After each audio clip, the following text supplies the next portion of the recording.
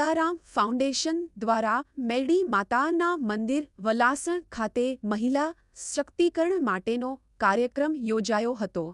Siyaram foundation દ્વારા આગામી 6 ફેબ્રુઆરીના દિવસે વિનામૂલ્ય દ્વિતીય સમૂહ લગ્નનું આયોજન કરવામાં આવેલ છે, જેના અંતર્ગત 51 દીકરીઓને પાનેતર વિતરણ કરવામાં આવ્યું। જી, મારું નામ દીપાલી ઇનામદાર છે।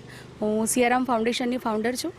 આજે અહીંયા 51 દીકરીઓના નિઃશુલ્ક સર્વજ્ઞાતિ દ્વિતીય સમૂહ લગ્નોત્સવ યોજાઈ રહ્યો છે અને એના માટે આપણે પાનેતર વિતરણ માટે તેમજ ગુજરાતમાં સૌ પ્રથમવાર પ્રી વેડિંગનું જે કાઉન્સિલિંગ છે એના માટે અમે બધા એકત્રિત થયા છે અને તે દરમિયાન અમારા ફાઉન્ડેશનમાં તાલીમ લઈ રહેલી અને તાલીમ લઈ ચૂકેલી જે મહિલાઓ છે, પોતાના પગભર ઊભી થઈ છે, એ બધા સાથે થોડોક અનુવાદ કરીશું અને બધાને ભેગા મળી અને મહિલા સશક્તિકરણ માટેની જે પ્રવૃત્તિઓ ચાલે છે એના વિશે થોડી વાતચીત કરીશું।